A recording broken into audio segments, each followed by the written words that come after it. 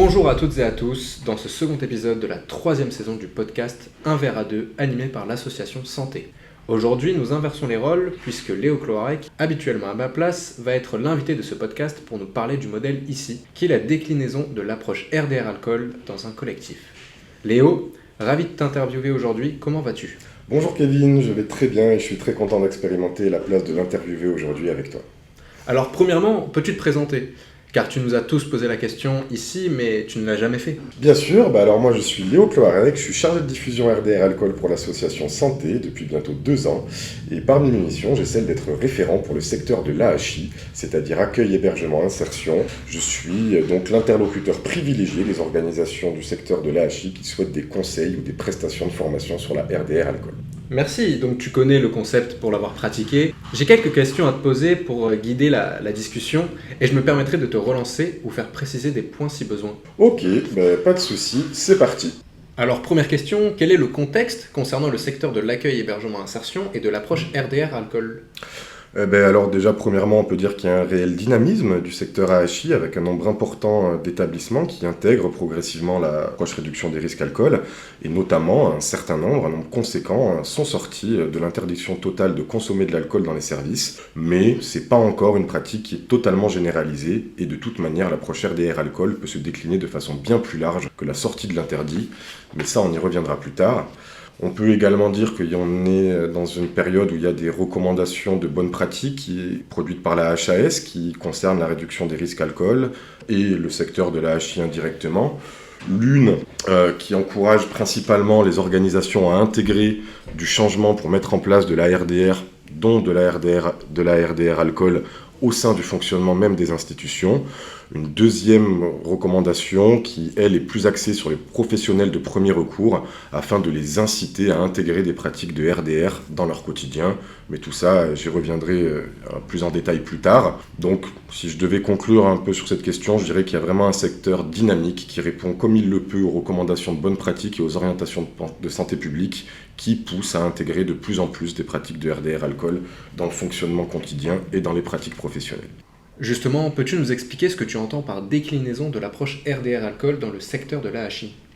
Bien sûr, l'approche RDR Alcool, elle peut se décliner à plusieurs niveaux dans le secteur de l'accueil, hébergement, insertion. L'association Santé a construit une méthode particulièrement adaptée à l'AHI, à savoir la méthode ICI, pour inconditionnel, convivial, inclusif. J'y reviendrai et je la détaillerai tout au long de cet entretien. Pour revenir sur la question des déclinaisons, je vais commencer par la principale, la plus visible, à savoir les conditions d'accueil. La Haute Autorité de Santé, elle recommande la mise en place de cadres protecteurs et inclusifs, ce qui va dans le sens de ce qui a été construit par Santé.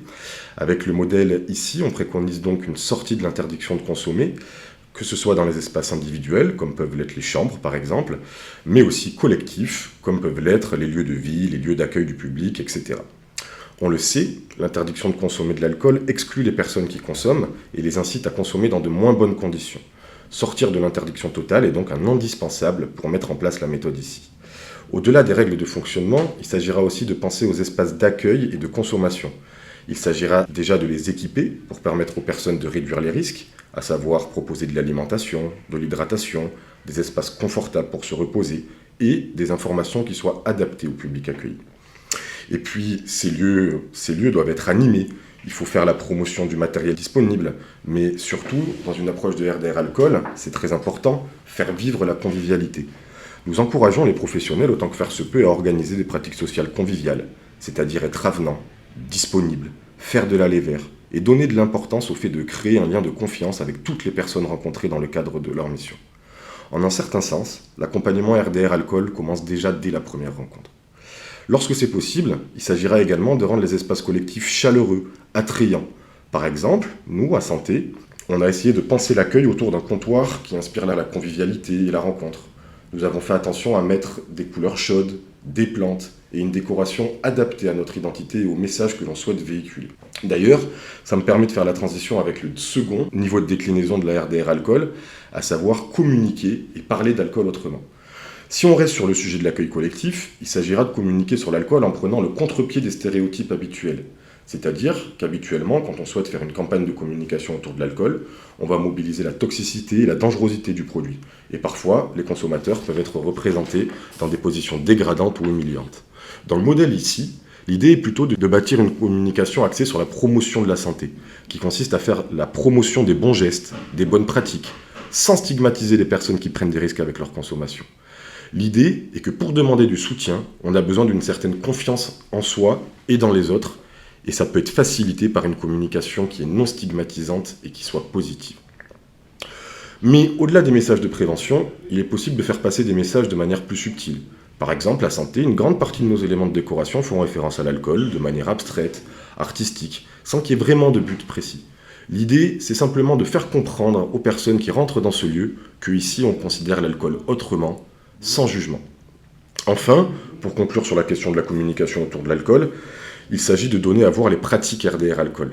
Les personnes sont rarement habituées à pouvoir consommer dans les services, être accompagnées dans un autre objectif que celui de l'arrêt des consommations. C'est donc important de leur dire dès leur première entrée avec une signalétique RDR alcool adaptée que ici, on met en place des pratiques auxquelles ils ne sont pas forcément habitués. Encore une fois, pour citer santé, dans le couloir d'accueil, il y a, dès qu'on entre, une pancarte qui stipule clairement, je cite, « Ici, les consommations d'alcool sont autorisées, autre regard, nouvelle pratique ». Si les personnes ne sont pas bien informées, elles ne mobiliseront pas le soutien RDR alcool qui peut leur être proposé. C'est pourquoi il faut faire tout un travail de communication autour de ces pratiques. Je vais maintenant revenir sur le parler d'alcool autrement, en sortant de la dimension accueil collectif, mais plutôt dans la dimension échange individuel. Dans la méthode ici, on encourage les professionnels à s'outiller pour parler d'alcool autrement. Premièrement, ça consiste à ne plus utiliser des notions et des terminologies négatives pour faire référence aux personnes qui consomment de l'alcool. Par exemple, certains mots comme alcoolique, déni ou rechute doivent être remplacés par des terminologies plus neutres ou porteuses d'espoir concernant les personnes qui consomment de l'alcool. Par exemple, dans une démarche de RDR alcool, on parlera de personnes qui consomment. Pour qualifier ce qui est couramment appelé les alcooliques, on parlera plutôt de stratégie de protection légitime pour qualifier ce qu'on appelle de manière usuelle le déni, ou encore, on pourra parler plutôt de reprise des consommations lorsqu'une personne recommence à consommer après une période d'abstinence. Toutes ces terminologies sont plus neutres, moins stigmatisantes et permettent d'engager un dialogue plus facilement autour de la question de l'alcool.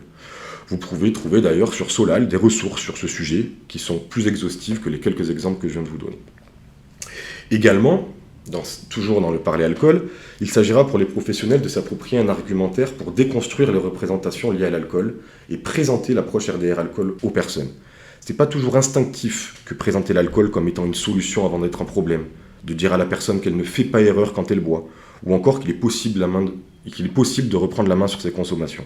C'est pour ces raisons que la mise en place de la méthode ici s'accompagne souvent de formation ou d'accompagnement par un professionnel expert qui va pouvoir former et outiller les professionnels à ces nouvelles pratiques, à ces nouvelles manières de parler. Enfin, pour conclure sur la méthode ici et introduire le troisième niveau de déclinaison, je parlerai de l'accompagnement RDR alcool qu'il est possible de décliner dans le secteur de la HI, notamment de la part des professionnels qui interviennent dans le quotidien. Chacun le sait, la consommation d'alcool a des conséquences dans le quotidien des personnes. Parfois, elle impacte directement les besoins primaires que sont une bonne hydratation, une bonne alimentation, un bon sommeil, ou bien le fait de ne pas être isolé socialement. Dans ces cas-là, l'approche RDR alcool incite les intervenants du quotidien, qui sont les plus présents, les plus proches des personnes, à mettre en place des actions immédiates pour veiller à la satisfaction des besoins primaires. Il s'agira donc de veiller à une bonne alimentation, une bonne hydratation, un bon repos, etc. au quotidien sur les personnes, et ne pas considérer que les questions liées à l'alcool ne sont du ressort qu'exclusivement du secteur de l'addictologie. Également, ce sont les professionnels du quotidien qui sont les plus à même de soutenir les personnes dans l'organisation de leur consommation au quotidien, sans aller jusqu'à accompagner le changement, qui demande une expertise spécifique, qui se trouve plutôt dans le secteur spécialisé en addictologie. Les intervenants de la HI peuvent soutenir les personnes pour éviter les ruptures d'alcool, car on sait que le manque est un risque majeur dans une logique de réduction des risques alcool, puisqu'il peut mener certaines personnes dans des cas extrêmes jusqu'à la mort. Il pourra également s'agir d'accompagner les personnes à organiser leur consommation au quotidien, de façon à éviter autant que faire se peut les pics de consommation, qui eux aussi, on le sait, sont délétères. Pour la même quantité d'alcool consommé en une journée, les risques seront réduits si la personne évite les pics de consommation et se stabilise à un état d'alcoolisation satisfaisant tout au long de la journée. Dans certaines situations dites complexes ou aggravées, Il revient parfois aux professionnels de l'accueil, hébergement, insertion, de coordonner les parcours de soins pour garantir le maintien dans les soins lorsque c'est nécessaire pour les personnes. Cela demande aux professionnels de bien connaître les ressources de leur territoire et de travailler à faciliter l'accès aux soins des personnes qui en sont exclues ou qui s'auto-excluent. Merci pour ces réponses. En effet, on voit qu'en termes de pratique RDR alcool dans les champs de l'accueil, hébergement, insertion, le panel est assez large avec la méthode ici.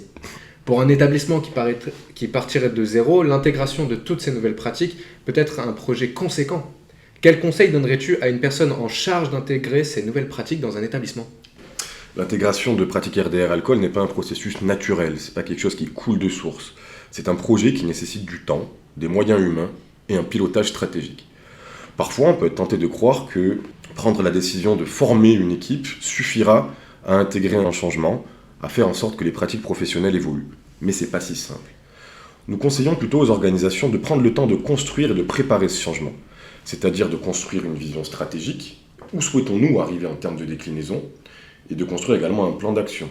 Comment souhaitons-nous arriver à ces objectifs fixés ? Et ce, bien avant de former les équipes, par exemple. Il s'agira ensuite de communiquer de façon pertinente sur ce projet de changement afin d'obtenir, autant que faire se peut, l'adhésion de toutes les parties prenantes, c'est-à-dire les professionnels, les personnes accueillies, potentiellement les financeurs ou les partenaires. Aucune ne doit être oubliée au risque de soulever des oppositions et de faire rater ce projet de changement. Ensuite, il s'agira forcément de former ou d'outiller les équipes avant de passer à une phase qui sera la phase d'expérimentation, où, ensemble, collectivement, on pourra tester des nouvelles pratiques d'accueil et des nouvelles manières de communiquer autour de l'alcool. Cette phase d'expérimentation, quelle qu'en soit la forme, elle peut être choisir d'essayer de nouvelles pratiques pendant une période donnée, organiser un événement ou quelques événements ponctuels avec des nouvelles pratiques. Ce sera à la convenance et au choix des organisations qui choisiront ça de manière la plus pertinente à la vue de leur fonctionnement. Mais cette phase, elle permettra aux professionnels de tester et d'ajuster les nouvelles pratiques qu'ils ont imaginées avant de pouvoir les mettre en place de façon définitive. Une fois que ce changement est installé, il s'agira de travailler à sa pérennisation. Car on le sait, de nouvelles pratiques peuvent vite se perdre pour plusieurs raisons que peuvent être le turnover par exemple. Il s'agira donc d'intégrer la dimension RDR alcool dans la démarche qualité de l'établissement, dans la formation des nouveaux salariés, dans les plans de formation globaux. Et puis au cours du processus, il y aura des travaux annexes à mener pour pouvoir ancrer l'approche RDR alcool dans le fonctionnement de l'institution. Déjà, il s'agira de pouvoir inscrire ces nouvelles pratiques et ce nouveau fonctionnement dans les documents institutionnels que peuvent être le règlement intérieur, le projet de service, ou bien encore les livrets d'accueil. Et enfin, dans cette logique de pérennisation, nous conseillons, en tout cas aux pilotes de projet, de valoriser ce processus de changement. C'est-à-dire à la fois donner à voir tout le temps et tous les moyens qui ont été consacrés pour ce changement, mais aussi les résultats obtenus. C'est-à-dire les nouvelles pratiques qui ont été intégrées, l'impact de ces nouvelles pratiques sur la qualité de prise en charge du service, etc., etc. Cette nouvelle expertise RDR alcool devra être ancrée dans le service, ce qui pourra par exemple être fait en mettant en place des documents tels qu'un corpus des pratiques ou bien un corpus des protocoles RDR alcool qui sont mis en œuvre dans l'institution. L'idée étant que toutes ces nouvelles pratiques et tous ces nouveaux protocoles ne se perdent pas et puissent être facilement transmis aux nouveaux arrivants dans le service. Très bien, je te remercie Léo. Donc à travers nos échanges, j'ai pu comprendre que la méthode ici, développée par Santé, peut être découpée en plusieurs niveaux de déclinaison. Parler d'alcool, accueillir autrement, et dans une certaine mesure, accompagner autrement les personnes qui consomment. Mais j'ai aussi compris que la mise en place de ces nouvelles pratiques passe par un processus de changement qui peut être complexe et qui doit être piloté de façon stratégique, non seulement pour atteindre les objectifs fixés, mais également pour pérenniser les nouvelles pratiques RDR alcool mises en place. Est-ce que tu souhaites rajouter un dernier petit mot ? Non, je te remercie Kevin, tu as très bien résumé mon propos. C'était intéressant pour moi d'être l'interviewé aujourd'hui et je dois avouer qu'il est plus facile de poser des questions que de donner des réponses. Mais c'était un vrai plaisir de me prêter à cet exercice avec toi. Merci Kevin. Merci à toi, merci à toutes et à tous et à bientôt pour de nouveaux épisodes sur la RDR alcool.